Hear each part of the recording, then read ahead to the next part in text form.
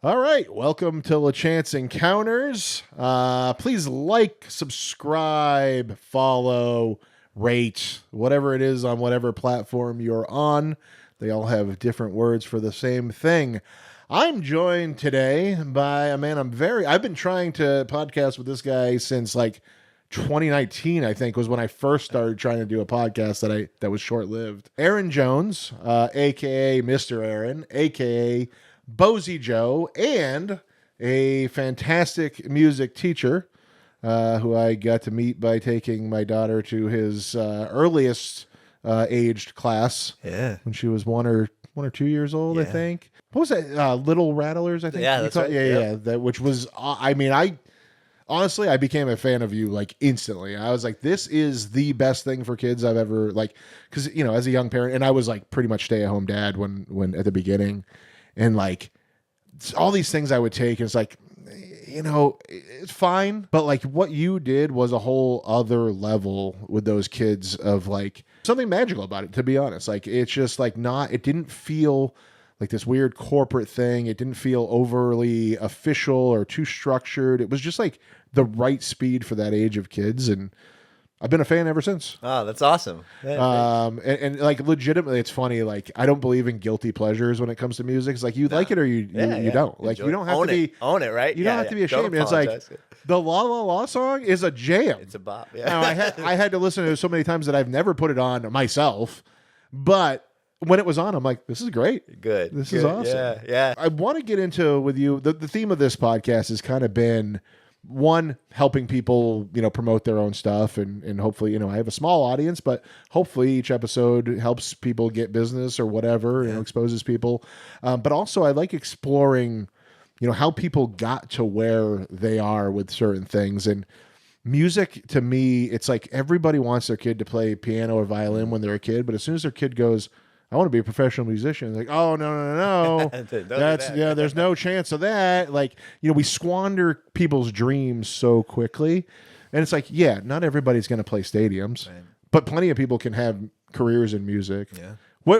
How do you get started with music? What was your first introduction? Yeah. I mean, like a lot of folks. I know that's a broad question. Sorry. Yeah. We can go back to the beginning. I mean, I started playing saxophone in middle school band, when I was 12, and that was my first instrument. And but I've always been like interested in lots of things. Like I love learning new things. So I was like, oh, but what about the drums and what about the guitar? So I kept playing saxophone in band, but I also learned to play guitar. And then my friend and I started a punk band, and playing in garages and stuff like that. And that was kind of the beginning of it for me through. You had a band when you were in high school? Yeah. Called Kudzu. Nice. I grew up in Georgia. There's lots of kudzu around here. What were the main? As you know, I have punk rock background. What's the main? To some Yellow Stitches on the way over here. What's the get amped up for being in that guy's house? I was like, let's go. What were your punk rock influences? I've heard you talk about it before, but we never got into it. Yeah. I played a lot of Tony Hawk Pro Skater. Okay. I did a lot of skating. That was a lot of people got into a lot of those bands. I mean, Goldfinger was on there. Operation Ivy I was into. I liked Millencolin a lot. Yeah. I haven't thought about a lot. There's all those.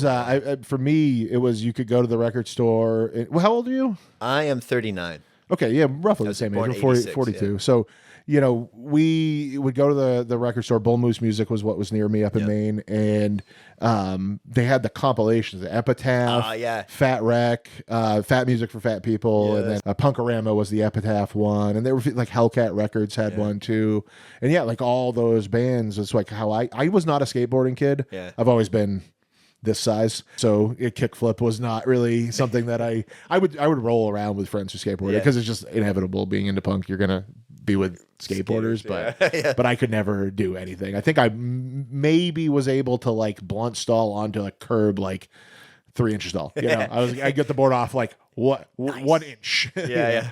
But it's interesting to meet. So I've feel this is like 99.9% true. It's like everybody that does music for a living or has had like a successful touring band, you can always trace roots back to punk. Yeah, Have you noticed that? Yeah, like everybody, totally. no matter what they're playing, like I know, like Frank Turner, Yeah. like he talks about like punks and skins in one of the songs, and it's like, you know, you would never, if you just heard any other song, you wouldn't think of him being that way. You can look at him and tell.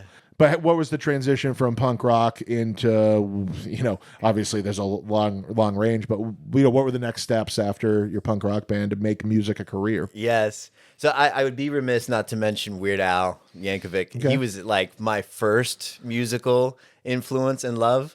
That doesn't come across as shocking at all. Because seeing your act. Right? You know? Yeah. I've been listening to him again with my kids, and I was like, I didn't realize how much he influenced what I do in terms of like, you know, comedy songs and storytelling and lyricism and stuff like that. So he's a big part of it too. But I think I was playing punk bands, you know, through high school. And then I decided to go to college for music. I went to school down in Georgia at this small liberal arts school called LaGrange College.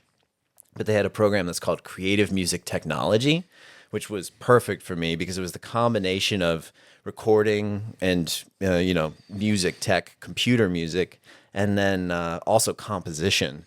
So I kind of got pushed into trying some different things in college, some different kinds of music. I mean, I always had like kind of a wide range of interests anyway, but I was really into I double majored in theater as well.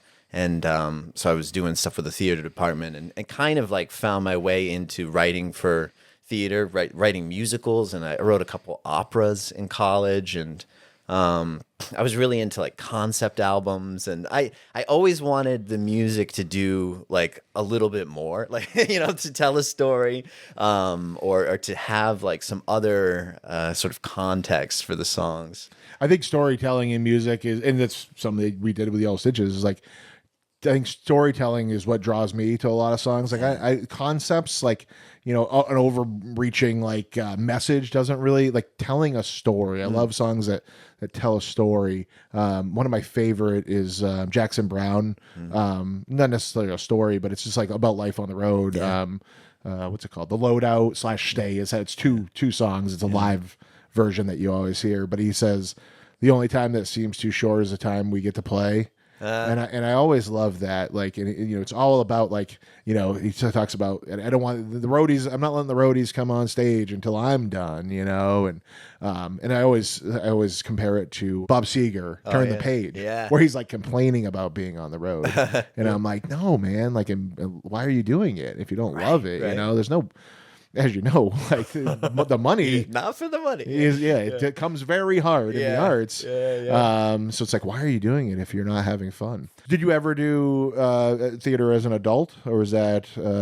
Yes, So after undergrad, I did a graduate degree. Obviously, college is an adult too, but I mean, post college, I did grad school at NYU, so moved to New York City. And that program was called the Graduate Musical Theater Writing Program. That's a big theater school, right? Yes. Tisch. But this program is like specifically, I was on the composer track, so writing dramatic music for musical theater and opera. And so I did that. But then I was in New York, so I did some theater there. And I also wrote some shows, like I wrote a rock opera, and that I also just played. I'd like. What was that movie? You know? Where is it Jason Segel writing a rock opera? And is it Forgetting Sarah Marshall? I don't know. Nick's a movie guy. The rock. Thanks.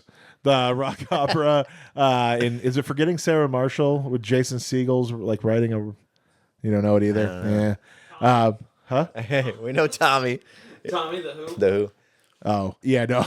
I always, whenever anybody says rock opera. Oh, another The Office as well. Andy Bernard writing a rock opera. Whenever I hear the term rock opera, it's just comedic to me. I don't know what a real serious one is. Yeah. I'm not sure it should be too serious. Yeah. Yeah.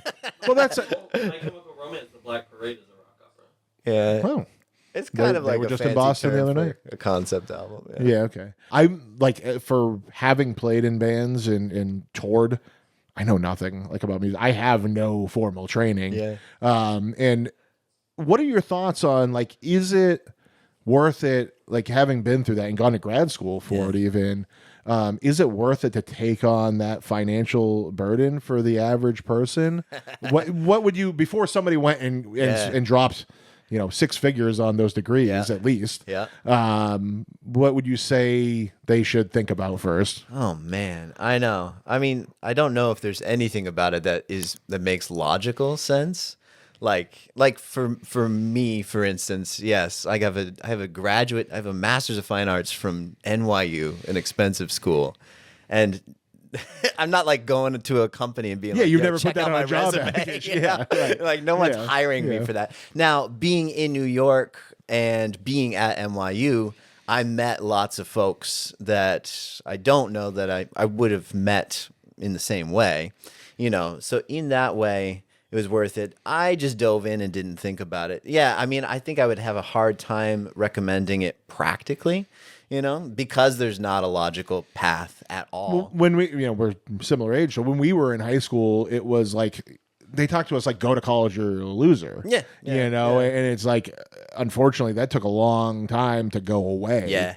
And now people realize it's like there are other paths, and if you specifically want a degree for a specific reason and you need that degree to get there, then great. But otherwise, but do you think to do what you do, to do music for a living, do you think you would have done that had you not gone to school for it? I'm very determined person, You have so, to be to I mean, make a living the way you make a doing living. it otherwise. Yeah. So I think I would have found a way. I mean, I think going to college and undergraduate in some ways it fast tracked me in terms of I learned a lot in a short amount of time.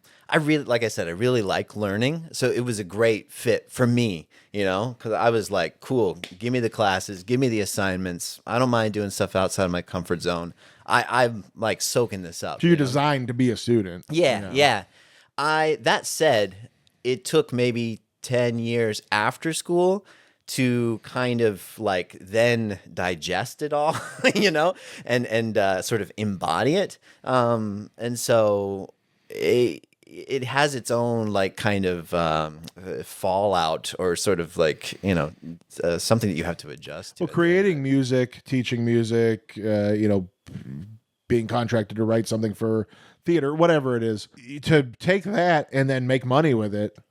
Like there's a big disconnect there. Like you're not you go to school for the arts, you're an artist, like business is foreign, right? That's the part that I have had to figure out myself. Yeah. That's the part that wasn't in my education, Yeah. And so I am. And it's like, why don't, if you're going to take all this money from young people to teach them a skill that is marketable, why aren't you teaching them how to market it and where the market is for it? Right. I'm not sure anybody really knew where the market was, but like now I think it's pretty obvious. I mean, I think there are actually more people making a living in this sort of like middle class artist kind of way, than when we went to school. Yeah. Well, I've talked about this a lot, is like with streaming. Yeah. Like a lot of people complain about streaming. Obviously they underpay the artists. We know that. Yeah. But so many more people have an opportunity because of streaming. Mm-hmm. Like I remember in my punk rock band, my first one that actually did anything, we had to tour the country selling vinyl 7-inch records. Right there we go. For $3 a piece. Yeah. Like to be able to, and today I released a Yellow Stitches podcast with all the Yellow Stitches guys. Today I posted that 6 places and thousands of people have already looked at it. Yeah. And it's, I think that's like where we need to look at the positive as, if you want to be as a musician, it's like, okay, maybe maybe we're pressing those records for $2 and we're making $2 on each one for selling 4 or 5, whatever. And you're only going to get 0.0002 cents a play now, but you're also going to get exposed to so many people, and then you can go monetize that. Yeah. Right. Like that's what I mean, like I've seen you do it. Well, you play your shows with Mr. Aaron, and you've got, Mr. Aaron stickers and stuffed animals. And I meant to grab Brighton's little Mr. Aaron stuffy and put it here. I think she said she was going to get rid of it because she's like, no, kind of too cool. She was actually, when I told her I was going to have you on, she's like, I want to be there though. Oh, so she's still a fan. She just can't outwardly show it. That's right. Yeah. But merchandise. Yeah. It's like, and now it's like, I see, a friend of mine is in a band called Haywire, and they've been touring massively nonstop, and it's all T-shirts. Like that's where like they're just selling, and they're like printing. They're trying to do every state this year. Oh, cool. They've got Hawaii coming up, I think, next month, and Alaska as well to finish it off. But like they did a jersey like for each city, like so whatever. Cool. Like if they're in Seattle, they did Supersonics or whatever it was. I don't know if they did that specifically, but so it's like I see so much negativity and like, there's now, like you said, so many more people that are able to do it in that kind of middle way. Yeah. Which is awesome. Yeah, it's tricky. You have to be smart, and you can't rely on the streams to make your income. Yeah. And I mean, part of the problem with streaming services is that, like, how do I, the artist, get in touch with the listeners? Yeah. There might be 1,000 people, but I don't have a way to contact them. That contact, that connection is where the value is. Yeah. And so Spotify keeps that to themselves. But anyway. No, that's good. Yeah, I mean, you can only, I believe it's, actually, no, that's on the podcast side. Because you can comment on a podcast, but you can only one comment. It restricts. So Really? You can't even have a back and forth. Yeah. Yeah. That's tough. But I don't even think there is any. There's no social interaction on the music side of Spotify, huh? I don't think so. I don't use Spotify for music. I'm a Neither do weird I. Tidal guy. Yeah. Oh, Title's great. Yeah, Title's a little bit better every as far once as in they a go. while. Title's not doesn't have stuff that Yes. they go in my Yeah. more obscure punk stuff, but like Friends Records. I'm like, why didn't you get this on Tidal? All my stuff's on Tidal. Yeah. But yeah, no, I did it just because I got a smartwatch at some point, and the smartwatch Tidal was the only app that you could use On that watch. and not have your phone on you at the same time. You Okay. could use Oh, Spotify, but yeah, you had to yeah. have your phone Yeah. on you. And at the time, I was running. Yeah. Haven't done that in a while. But I was running, and I needed to not have my phone. Like I was like, if I have my phone, I get distracted. You'd be working. Yeah. That's what happens. Yeah. Anytime that my phone is around, I'm tempted to work. So do you most of your income comes from lessons or making music? Performances. Performances, Yeah. okay. That's the majority of it. Mr. Aaron concerts. I do a wide variety of things. So, concerts, assembly programs, museums, libraries, stuff like that. That's kind of the bulk of it. I've got the kids' classes going on still too, like Brighton used to come to. And then there's a small Where are you portion. doing that now? So in Concord, at the community center, Okay. up on Loudon Road. Gotcha. Yeah. Yeah, because I know you had your own space. Unfortunately, I did. COVID ruined that Yeah. for you, right? It did, But, yeah. It's ruined so many things for so many people. It changed thing, kind Yeah. of pushed me in a new direction. I don't have that space anymore, but this one I can rent hourly, which is nice. And COVID got me out and about, so I do a little more traveling and Gotcha. streaming and stuff. So it's all right. So you took some positive out of it. That's awesome. You got to. Yeah, I think It's like- Nick and I just, like I said, first day in the studio, Nick and I just did like a trial run, and we were talking about that a lot, like perspective and looking at the bright sides of things. It's like, it's so important, especially teaching children. Yeah. I've got Brighton now. She likes to talk about what she's grateful for before bed. That's You know, amazing. That's a good awesome. practice. Yeah. Yeah. So talk a little bit about that. The Little Rattlers. Mm-hmm. And actually tell me about all your kind of tiers of music lessons, because I believe it or not, like you were I had reached out to you about piano, and I think you were just too busy at the time. Yeah. But like, there's not a lot of people. Like, it's like, that's why you're so busy, but it's like there's not a lot of access to music lessons. I noticed, like, it was kind of hard to find. Really? Yeah. I mean, we ended up at Concord Community Music School, which was kind of the only easy path. Yeah. But like, I was hoping to get somebody to come to the house so that I could continue to work while she's doing her lesson. And I just like could not find anything like that. And then like I was like I don't know. I always lean towards more private lessons and like and it is a private lesson at that school, but like, rather than a big business, not that they're a big business. They're not Walmart or Amazon, but I like individual one-on-one business with people, I guess is what but anyway, you have the Little Rattlers program. What's that? And then, what else, what other lessons and classes do you have? Yeah. Right now, that's mostly it. Yeah. So the music classes are like kids like 6 months to 5 years with their parents, caregivers. And those go on weekly. I have a few private students. but they're mostly older now. Some guitar lessons, and I do a lot of music production and recording, so I have some like music production students and stuff like that. Yeah, yeah. You record for like other artists? Yes. You're doing a lot of that? Yeah, Oh, yeah. I didn't know that. So at Rattlebox, which was my studio Yeah. pre-pandemic, like half the space was my recording setup. I didn't know that you did it like engineered for other Yeah, people. yeah, though. yeah. I knew Yeah. you had recording The capability space. in there. Yeah, but yeah. yeah. Yeah, so all that came home, and so now I do some of that. I do some remote work for some friends that I got in New York, and then just also local folks. Okay, so you're not doing the lessons as much as I thought. Yeah, private lessons have kind of fallen by just because I get busy with other things. Yeah. You know. Gotcha. Yeah, the Little Rattlers, you didn't really explain it, but that it was just you would basically put on a show, but it was an interactive show, and that's how your shows are. I've seen you at a couple places now. What's that theater at theater in Derry? Oh, in Derry. This was a while ago. And then Derry Opera House? no, Was it Tupelo? Tupelo. Yeah. Yeah. And then Rotary concert Oh, yeah, series. like out on the gazebo. Yeah. I've seen you a few different places. I've seen you, I think, a couple like town fairs or something. Yeah.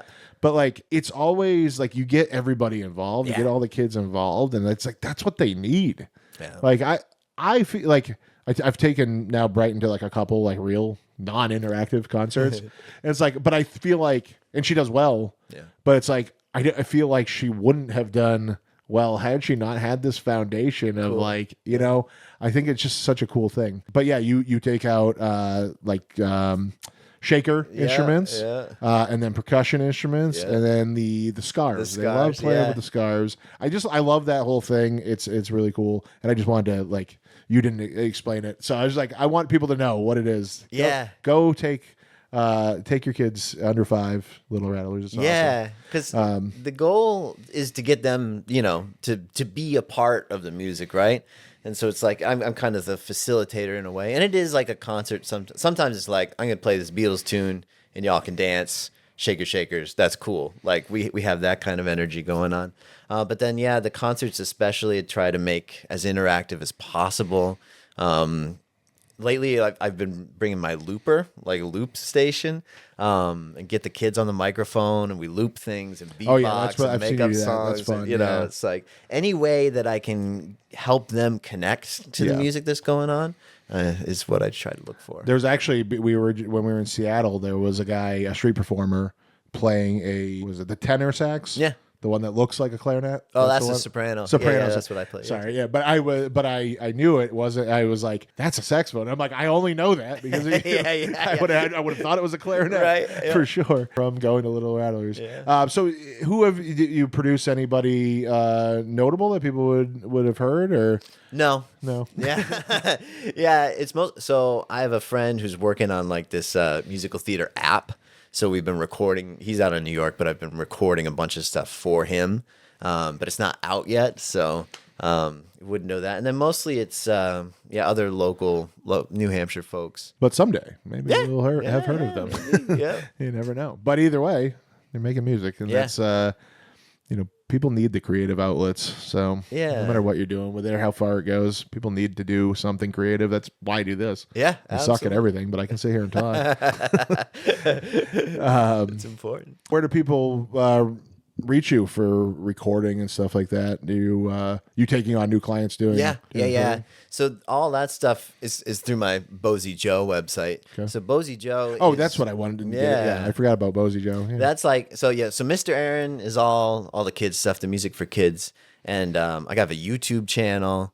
I have 5 different full-length albums, a whole bunch of other music on streaming services, singles and things, the concerts, the classes, all that stuff. And so that's a big chunk of what I do day to day. Book as well. Oh, I got 2 books now. Oh, 2. Yeah. We got books that we did of the songs. I'm working on another one for Thanksgiving. We'll see if I can bust it out. So that's the Mr. Aaron stuff, and then Bosey Joe is it's kind of my stage name for my live electronic music project. And so it's a little bit weirder and not as popular as Mr. Aaron. It's not in my wheelhouse, I'll be honest. Yeah, but it's all good. Yeah. How did you end up in New Hampshire? My wife's family is up here. Okay. So my wife and I met in New York, and we had our first daughter there. And when we were about to have the second one, we were like, let's get out of the city. Right in the city is tough with kids. Yeah. Yeah. At that point, like everything that was cool about living in the city, you can't do anymore. It was right around COVID, or no, just what I mean is having kids. Like you're not going out. Right, right, you're just like taking care of babies. You're just paying 3 times as much in rent. Yeah. And I'm a musician, and like we live in a crappy neighborhood, and so when they're gonna go to school, like that's not gonna work. So do you ever see yourself going back? Maybe like when the kids are gone, because I love the city and like the music, and I did a ton of cool stuff when I was there. So did you know that I played with Luscious Jackson? Do you know them? No, okay. I know that. I know you know the name. Yeah. There was a hit when we were. What's that? There was a hit song when we were younger. Yeah, Naked Eye. Yeah, Naked Eye was the hit. Yeah, picture it. So I toured with them for a while. With my naked eye, I saw the falling rain coming down. I'd probably remember if I hear it. But I feel like it was WCYY for me in Maine was playing that. Okay. I can like hear the DJ's voice like in between songs. Yeah. Saying Luscious Jackson. It's got to be like 2000 or something like that. I can't quite remember when it was. But when I was in New York, they got back together and I toured with them. But like we did Letterman and we did VH1 and like all this crazy stuff. Like stuff you wouldn't do unless you're there. You know? So I do miss that about it. Yeah. Right. Well, I mean, you're probably not going on tour with kids. Like I know people who do it, but it's like I don't know. My kid my wife's gone right now, and she's upset every day. Yeah. She's only gone for a week. I can't imagine like, people that go on the road when they have kids for like 6 months. It's like, and I know that a lot of times they'll go home in within that 6 months here and there, but. I mean, it's just insane. What was life on how long did you tour for? They weren't huge tours. We'd go out for like a week or two at a time and then come back. They were kind of like later in their career. So were they headlining gigs or okay? Yeah. It was kind of like their reunion thing. What size venues were you doing? Like when we, like maybe 1,500 cap. Oh, that's pretty big. Yeah, so theater level. Yeah. Big theaters, really. Yep. Yeah, that's a pretty big tour, really. Yeah, we do festivals and stuff like that on the West Coast. What's the experience like, going, you punk rock roots? Yeah. Going and playing on a rock tour like that where there's so many people involved and there's distance between you and the crowd huge difference between Mr. Aaron. Yeah. What was that? What did that feel like? Did you feel like that was as fun as other stuff you've done musically? Yeah, that's interesting. I mean, I was just like living it up because it was nice. I was not the front person.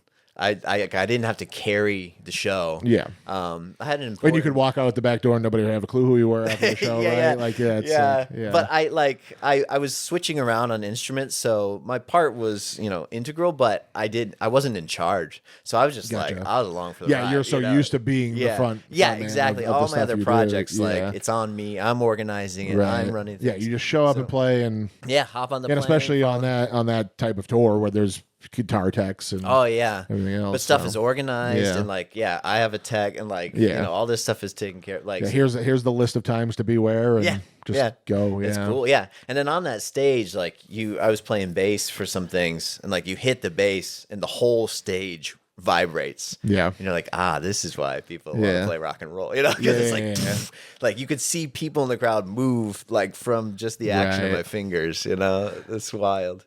Yeah, you could. You say that I always think about there's some places I play where there's so much light in your face you can't even see the crowd. Yeah. You feel like you're playing a practice. Yeah. It could be right. Yeah, you could just turn on all the lights at home really bright and have the same sensation. Yeah, I do stand-up comedy now in a lot of the comedy clubs. I've been 2 months. Somebody will call me out. I've been 2 months since I've been up, but some of the comedy clubs that I've gone to, I've gone and done open mics in New York, and the lights, it's just there's no audience. Yeah, it's so weird. Yeah. I'm I don't like it. Yeah. I want to see the faces. Right? Yeah. And that's what I always thought about with the music. But although the last time I played with Yellow Stitches, it was a VFW hall show. Yeah. And I got upset with so many people running into me. I'm like, okay, I'm too old for this now. Yeah. I need. Where's my barricade? And I was the last person that I ever thought would would want a barricade, and I still don't really. But I was like, maybe just a tall enough stage. Yeah, just a little bit. It's a little bit of an effort for them to get on it. Let me choose, not you. Yeah.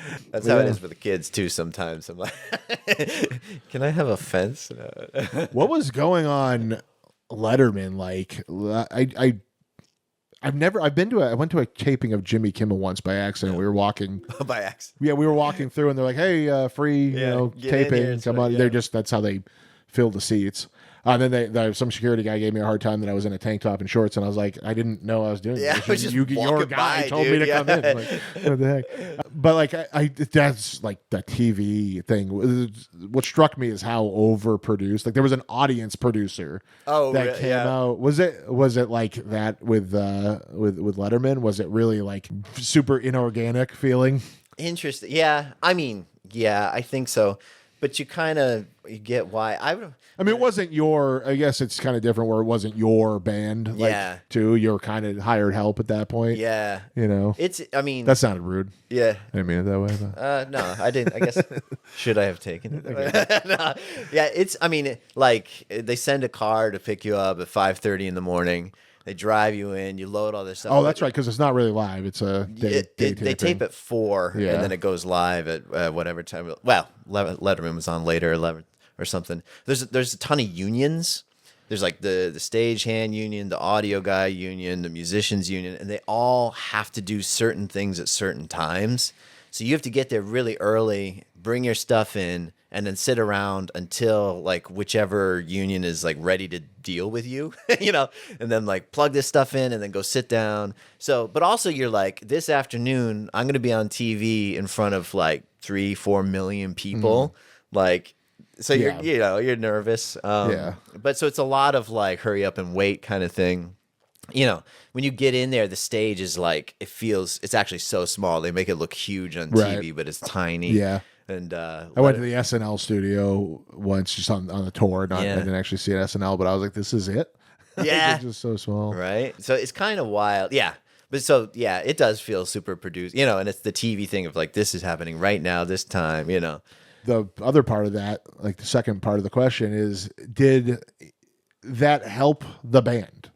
Like, that's a good question. Did like it help them? It was. I assume it was to promote the. Right? Yeah. They had a new album out. The reunion album, and that part. I don't know. I never asked, but I assume so. I think it's helped me. How long ago was that? Wow. Yeah, at least 10 years ago. Okay. Yeah. It might have been 11 now. Because I see now, like I hear comedians talk about it a lot. They go on these shows, and it's like nothing. Like no, it doesn't change their lives. Anyway, like nobody sees. And it's like even like I've been on, and it's obviously not as big as a national show like that, but been on WMUR a couple times talking about real estate, and it's like no, like one person sees it. They're like, "Hey, I saw you on the news." But I remember when we were kids, it's like if you went on the news, everybody saw it. Yeah, like the local, especially in Maine, they were like we had 3 news channels, but like a third of the people were watching the 6 o'clock news on that channel you were on. Now there's so much. Everyone was watching. So everything's one channel it's back to the why more people can exist creatively in that middle zone we were talking about earlier does have a lot to do with like how media has changed. And I guess that was long enough ago that it wasn't quite like it is now. But it makes I wonder like from every time I see somebody go and do something like that, I'm like, did that help? Like a band that came out of the hardcore scene, Turnstile's like huge now, and I think. Was it Letterman they were on or Kimmel? They were on one of the big night shows. Okay. No, Letterman was already retired, I think. Done, maybe it was Kimmel or Fallon or something like that. But they're huge now. But I'm like, did the show help? Like, I have no idea if that was like. I don't. Who was the band that was on SNL? There was one hardcore band on SNL. Punk band, Fear.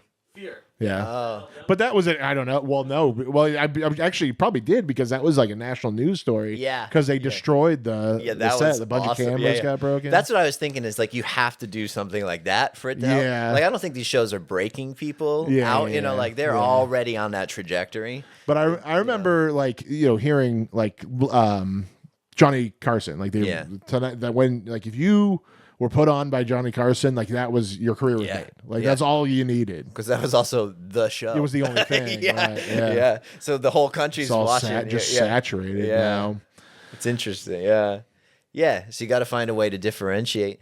And actually, I think you have to like I mean, like the goal of like getting on Fallon and then everything's going to be taken care of is like it's not real, Yeah. right? So you have to actually focus in on your niche, your thing, and that's why I was sort of talking about with Spotify and streaming services, like why connecting with your fans is so important, because everybody is an influencer. Everybody can have a YouTube channel. Everybody's out there. So there's so much that's exposure. It gets lost. You know, it's like it's not worth quite as much. But what it does is it allows me to find the people who are really into what I do. And those are the ones that you got to make your stuff for and stay in contact with. You know, We talk about there are certain people in real estate sales talk about like creating raving fans, like Right. like it's like you don't need a ton of people, but you need the people who are into you really be into you. Yeah. You know, to Yeah. really to want to refer you, to want to tell other people about you, and that's it's exactly what you're saying. It's like you get this more, get a better, like it's quality over quantity, right? Exactly. Yeah. And so, I mean, that's kind of like how Mr. Aaron is working. Like, I'm not known on a national level, but maybe a bit regionally. And I have like the core group of folks that are into it and like see the value in it and tell people about it, you know? Yeah, and like also, when COVID happened, because we had been coming to you before COVID, and then it was shut down, we couldn't, and you were on, you had a lot of stuff on YouTube, Yep. and I mean, so much of the stuff out there for kids is just trash. Yeah, yeah, and what it you is. were doing was different. It was like, I don't know how many times I dropped a pumpkin on my foot, but it was like, it was just like, better. I'm like, I'm glad we're watching this and not whatever she was watching at the time. I mean, Baby Shark. You had your own version of Baby Shark. Yeah, yeah. You even did that better. Yeah, thank you. I tried to, right? You know, it's like, but it was huge to have that, and it's like I'm surprised you haven't branched out for that you haven't, and I'm not surprised at the same time because I know how these algorithms work. Yeah. But it's like, I think the stuff is good enough to Thank you, be yeah. broad nationally, but then again, you're not pandering to that thing that the algorithm likes and the so it's been, clickbaity yes, garbage. Like that's been interesting. So I've been working on a YouTube channel. I mean, I've had a YouTube channel, a Mr. Aaron YouTube channel for 8 or 9 years. Like it's been around for a while, and I work on it on and off. But my most popular YouTube video is the Wheels on the Bus. With my daughter. But even Wheels, I forgot about this. Even Wheels on the Bus, you do like an elevated version I do, of it. I take in my own direction, add my own stuff. That's important to me, right? I don't think kids. The giraffe on the bus was huge with me and Brian. The bump out. Yeah. I mean, always we were always doing that. Kills every time. Yeah, bump out is great. But it's funny because I think YouTube is like kind of a good test case for that, right? So it's like Wheels on the Bus. Super popular. I mean, that's like getting thousands of views a day, but it's just because it's Wheels on the Bus. And then I think, but then like my stuff, it is not quite as accessible. I mean, I think some sort of trickle down. But yeah, I'm not trying too hard. My biggest TikTok video is me playing Twinkle Twinkle Little Star on a little bamboo flute that Brian got at the arcade. Yeah. With tickets. Did 800,000 views, and I just put the caption over it, what I learned in school instead of how to do my taxes. Yeah. And That's great. But it went nuts. But it's like to this day, learning on the recorder, I can still play Twinkle Twinkle Little Star. I can figure it out on just about any instrument too. Do you find that did that help your business at all? No, TikTok has never helped my business. Yeah. TikTok. The problem with TikTok is it's not regional. Like you get like in any way, right? It's like, Instagram, the Meta products do a really good job. I feel like and I don't know if it's intentional or by design or whatever, of putting you in front of a local audience if it's localized content. Like it seems like, but I'll do things that aren't local, like aren't local content, and it will go further. But it's like I had to and I don't know how you feel about AI. A lot of people are very upset about AI, but like I just had an idea one day, and I'm like, it was just a picture I wanted. I'm like, I don't know I have no artistic talent. Told ChatGPT to make it, put it on Instagram, and it was just like, it was a book cover, and it was like something about it's still raining in May, or and other stories about depression in New England. I saw that. It got over 1 million views on Yeah. Instagram, but because the word New England was in there, and I Yeah. clicked on it. It's like almost all, like every follower I got like 400 followers out of it. They're almost all New England. And it's like that's a good chance of those Yeah. being business. But it's like I post something about Yellow Stitches, that goes everywhere because we're known kind of everywhere, more so in New England. But we're out there more, so it doesn't like help. But on TikTok, it seems to be like an even distribution across the world. So it's global. like it's never translated. I've got a couple people who have DM'd me and we started talking about real estate. That's never gone anywhere. I hold out hope that it might, but usually I'm just repeating the same content anyway. And now I'm doing the podcast stuff, like that can exist on. That can go anywhere. Yeah. I'm not necessarily, most of the people it's of local interest. Right. But but then no, going viral on TikTok did nothing. Yeah. But being consistent on social media in general Yeah. is all of my business. Yeah, It's kind of a weird, like I have a real estate agent friend who used to call me all the time and be like, "Do these videos you do work?" I'm like, yeah, absolutely. And then he'd do one. He's like, "I posted a video and nothing's happened." I'm like, you need to you got to keep going. just keep going. It's Keep hard. going. Right? Yeah, That it is. consistency. But that, And it's like there's lots of, and this as a performer, it's like there's some days you don't want to do it. Yeah. Like you have to go and put, especially with the kids, like you got to go. Yeah, Bosey Joe, I imagine you could go and be a little bit, depressed and still lean right into that. That is like my chance. A little to just bit, be whatever, Trent Reznor-ish. Yeah. But with being Mr. Aaron, you've got to have that smile on your face. It's like comedians too. Like it's like you gotta go. You don't feel like laughing, but you gotta go make other people laugh. Yeah, It's brutal. So what's next for you? Like, what are you trying? You said you like learning things, so I imagine there's something on the horizon. Yeah. You're trying to push into something else anytime soon. Oh man, I have to like keep myself from to try not to like get into other things because I'm like, ooh, I could be. I kind of I mean, if I'm going to be completely honest, I'm like getting into so I grew up flying radio control airplanes. All right. And I've always like being a pilot was always my like other dream. And I flew helicopters for a little while, full size ones. Wow. I was like working on my license. So you achieved the dream. Yeah, I did. For sure. I did. Yeah. And I wanted to do it commercially, but then COVID hit. And I got kids and it's just like, it's not going to happen. But anyway, I've been like getting back into drones and aerial photography and stuff like that. So I'm like, Nice. I'm gonna have lots of drone videos for Mr. Aaron now, Yeah. or they're like little drone side business. Yeah. I think a lot of people think that drones are kind of like gimmicky. Like I saw a big real estate account, like a real estate influencer, basically like sellers don't care about your stupid drone shots, and I was like, I guarantee you they do, because. One, if it's like this property, this is very private. Like showing from above that you can't see another house, is amazing. That's but huge, also just having a little bit of elevation, even for my regular like front of the house shots, they're typically from a drone because it just makes the house look bolder, better. It's just a better way, especially if it's up on a hill. And we're in New England. So many houses are up on a hill. It's designed that way. Even if you're in the flatland, they design it to slope away at least a little to keep water from the basement. So it's like, I don't know. I've heard a lot of talk about drones as like just like a toy. Yeah. But I think you can make great content with it for sure for Mr. Aaron. And there can be a lot of useful information for your line of work too.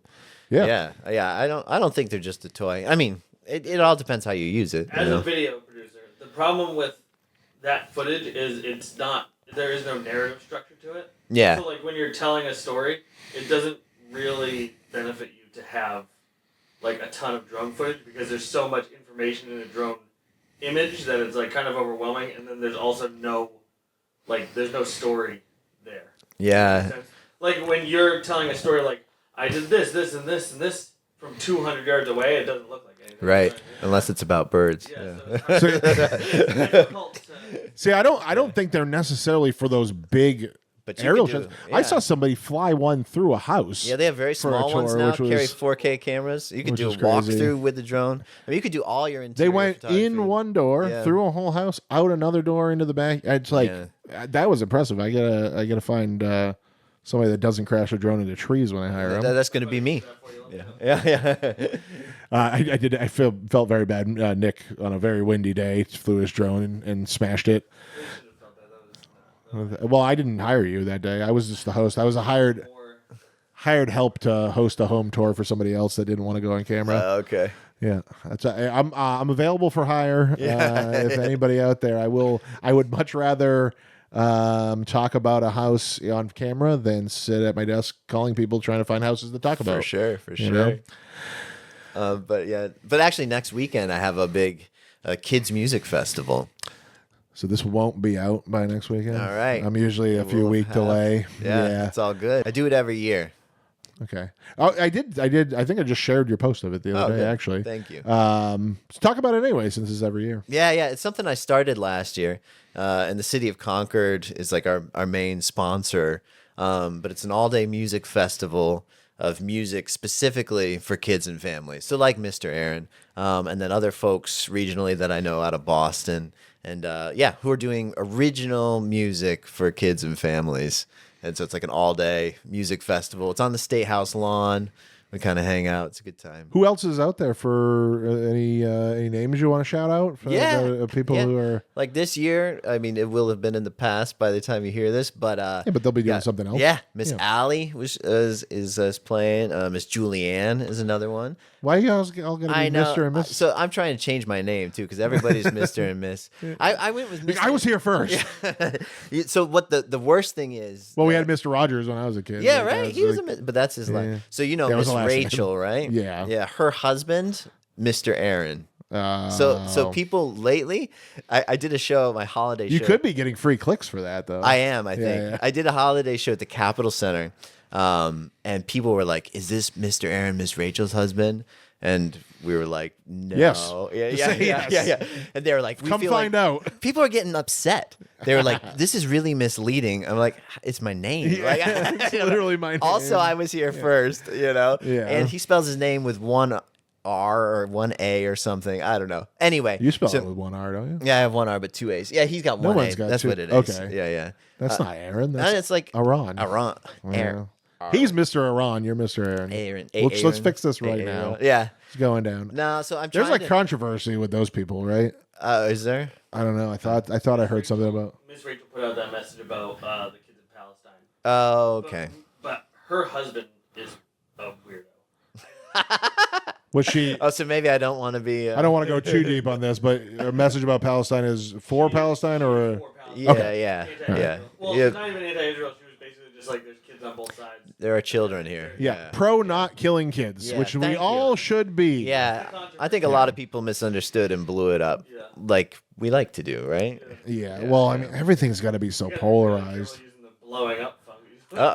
Sorry. Yeah. Had to go there. I mean, I think that's. I mean, it's just true with everything. It's like you can't say anything without somebody having to take the other side. There doesn't have to be another side. Right. I think we all other than people who kill kids, right, all genuinely agree. That you don't kill kids. Pretty easy, pretty black and white. But everybody's got to make. A mountain out of a molehill. That's it. Yeah. Good cliche. This chair really. We might have to do something about this chair too. Are you sinking? I really find myself sinking into it. I need a place to do my meditation, my journaling. So I was trying to kill two birds with one stone. So many things in this chair. Yeah. Are you like a director chair? Or you should tower over the guest. I was gonna. just looking down on them. Yeah. You sit on the floor. just take every other seating out of here. There's only one chair in here. sit Indians, crisscross applesauce. There should be some level of discomfort in this. Yeah, keep people on edge. Yeah, right. Yeah, Nick actually said to me when I decided to go to the couch style that a lot of people don't feel as comfortable because we've been doing it at a table, sitting across from each other. But it's like this is my house, so I felt like a more chill, vibe would be good. And I did order a table and some stools that I was going to push against that wall, so that depending on what the vibe was, we could set up different studio arrangements. But as soon as I was done setting this up, I was like, no, I returned it. I was like, I can't have anything else in here. Yeah. This is also my office. I gotta feel. I can't have like crazy feng shui. Yeah. It'd be weird to have a table and chairs. Yeah. Well, we're gonna for LeChance Encounters. This will be a first. You tuned up this guitar. Oh, yeah. Before you got here, and Nick, you want to get? Can you get that other mic? All right, a LeChance Encounters first, a live musical performance from Mr. Aaron. So this one's All My Friends Are Giants. Yeah, we did the book of this one. It's about a bunch of giants having a tea party. A tea party is a fine occasion, all prim and proper, never eyebrow raising. But when I host a party of notoriety, we break all the rules of fine society. No, we are never in compliance, 'cause all my friends are... That's the part where you say, Giants! thank you, giants! I took my mic away so I wouldn't sing along.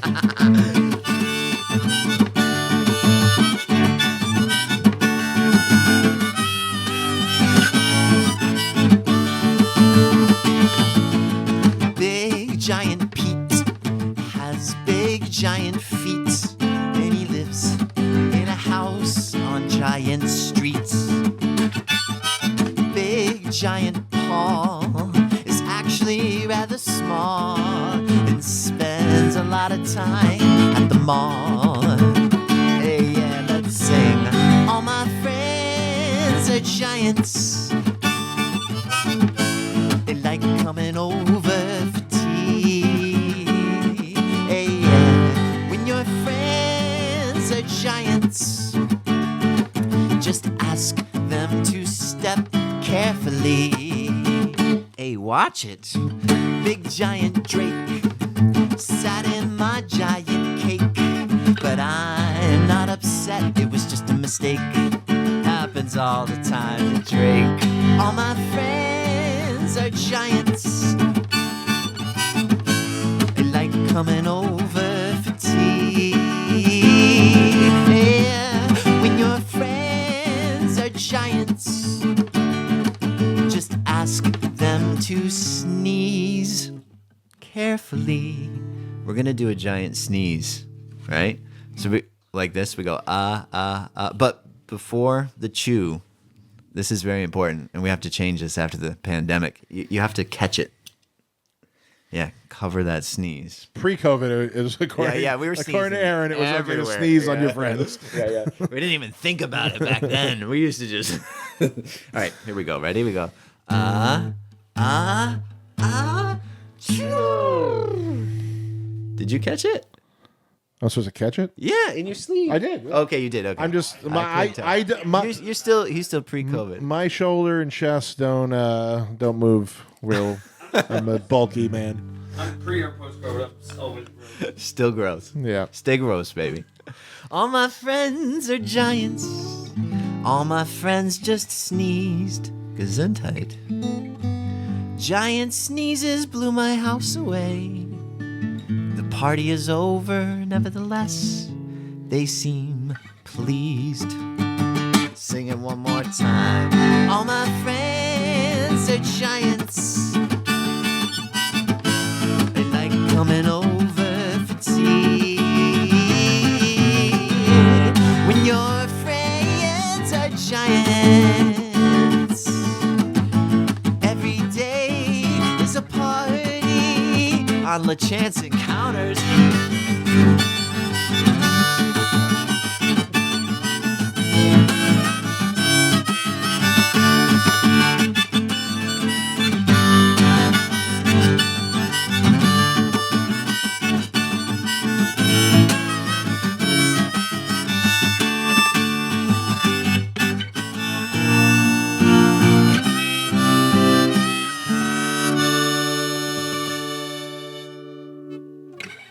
That was a hell of a finale right Yeah, there. I'm that's not the supposed to use Mario the swear ending. words when we're doing No, it. you can. That's the Mario ending. I threw that in for. Yeah, I like that. But with that song, I kind of like. I don't know if you meant it this way, but my vibe of that was like all your friends are giants. Like friends, they're all different though, Yeah, right? Was that kind of a message behind that song, like of inclusion and Yes. I kind of got that vibe, and you know, you threw in like Rona beer in Hindi. It's like I didn't even like. I think I learned what Hindi was. Like I didn't even know what language was spoken. Yeah, like, you know, it's really cool to have those messages behind without being so, you know, it's there, but like you're showing it instead of trying to teach it. You know, Thank you. That's really important to me. Yeah.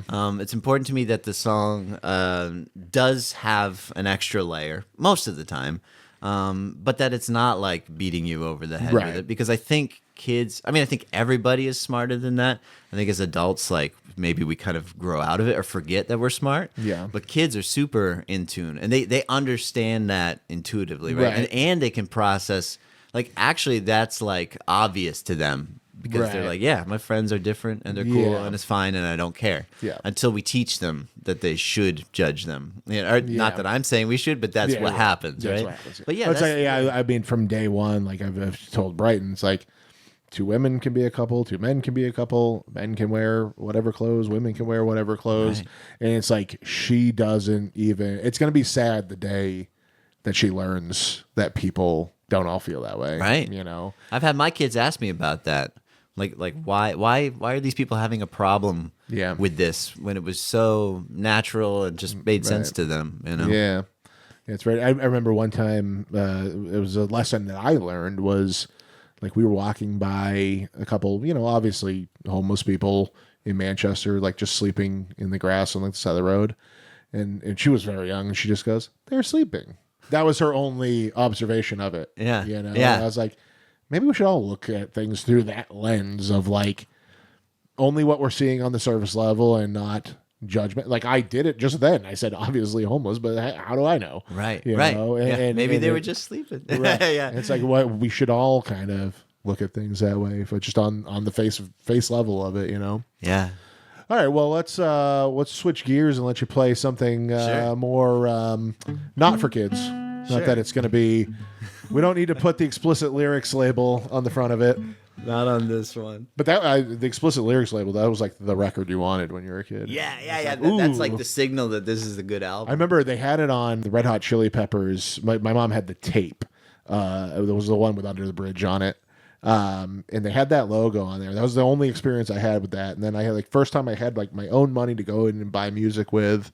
I got the Naughty by Nature album, and it also had the explicit lyrics thing on it.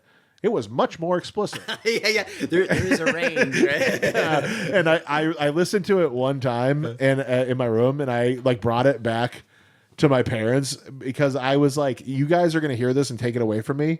And it was a used CD. So the used CDs were always returnable at Bull Moose. So you're like, let's just save some time. Yeah, I was like, can we go return this and get something else? And that's when I exchanged it for Nevermind by Nirvana. Oh, and that changed my life for Start sure. smashing guitars. Well, but also, I mean, it wasn't exactly punk rock, but I mean, that's what led me to aggressive music. Yeah. You know, in general was Nirvana and that record for sure. Anyway, Yeah. enough about That's me. a good one, yeah. Go ahead. All right. Play your song. And what is this one? Oh, it's called What Is It About You? Okay. Yeah. And so this is a Bosey Joe song. And you normally do this electronically? Yes. Yeah. I'll stop interrupting. That's all right. Anything else on your mind? What do you have for breakfast today? Yeah, right. Eggs. All right, I'm gonna sing. Hey. Birds rustle bushes, an explosion of wings. The feathers fly when you walk by. Birds abandon babies to fend for themselves. A flash of light when you walk by. What is it about you that makes the birds flee? Nest security for open sky. What is it about you that that makes me sing and question everything. Oh, I knew why in that earlier life.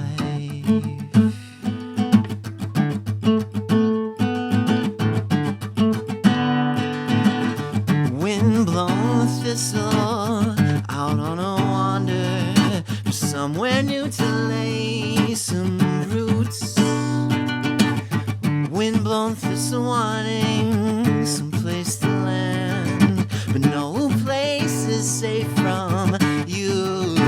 What is it about you that makes the thistle burst, fearing the worst from you?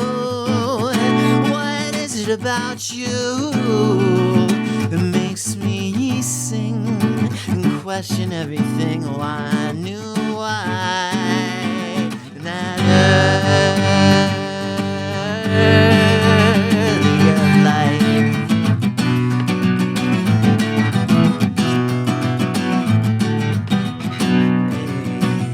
Spring from winter on the whim of a bee.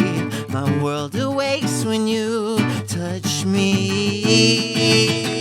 Life from death on the whim of an insect. We pollinate in our own little ways. What is it about you that ushers in the spring? The leaves of flowers blazing in your way. What is it about you that makes me sing and question everything? Oh, I knew that earlier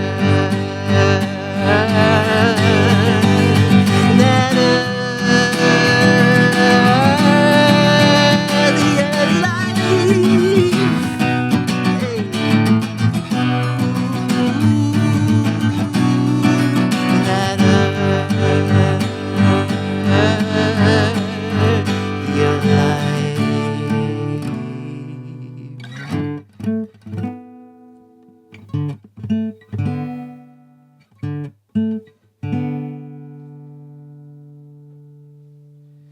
I should clap. No.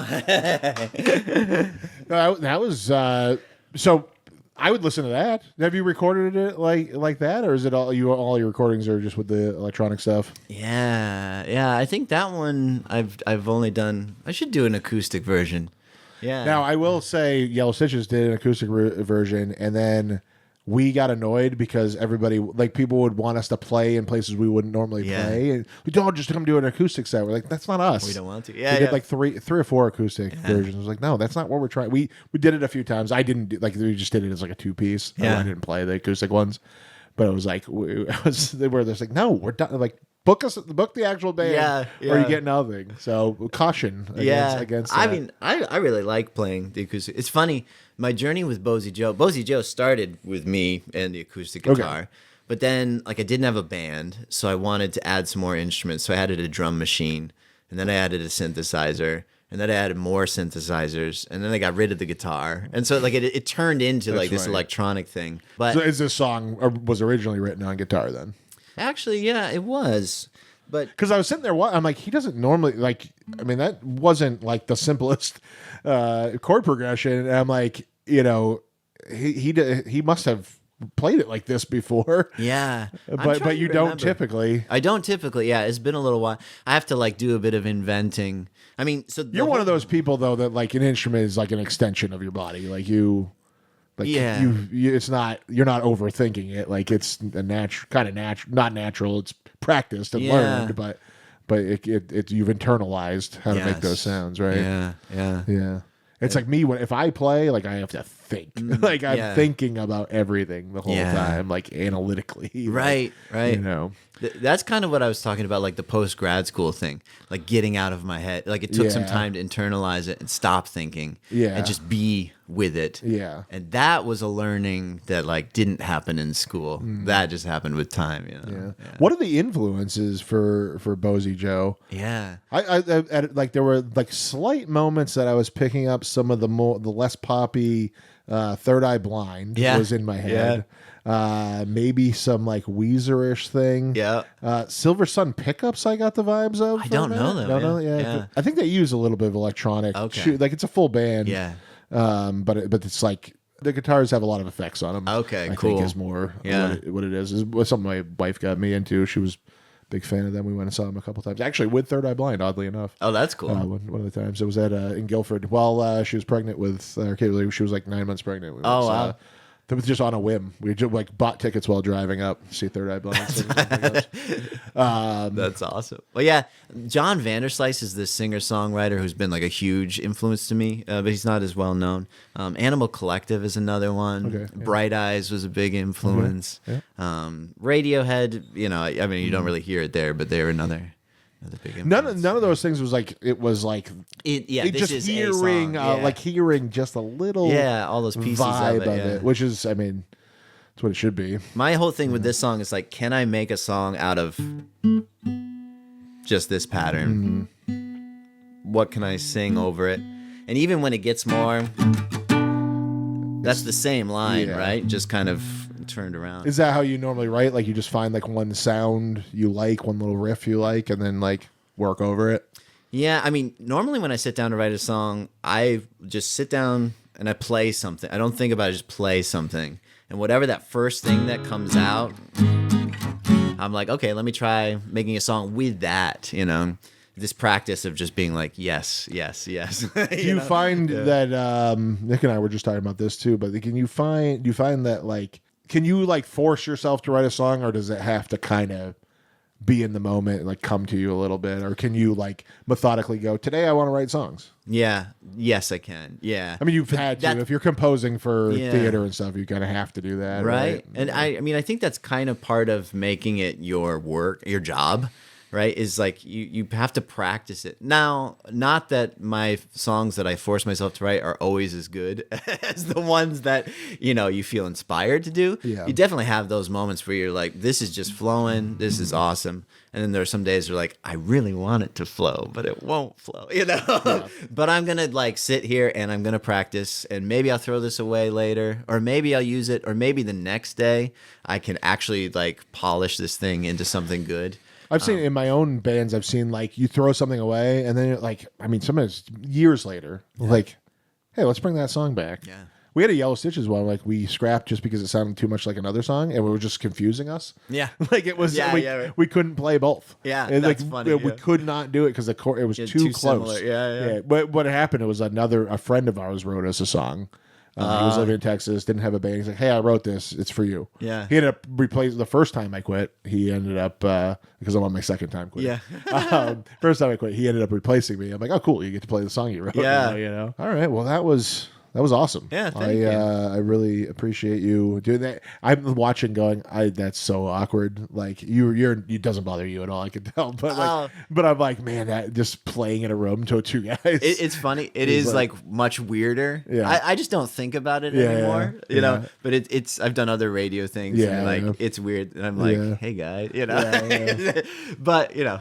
But I appreciate you doing something uncomfortable for the sake of the podcast. Yeah. And thanks so much for coming in. Is there anything you want to plug? I know I'll see. Maybe I can. What's the date of the festival? It's the 20th.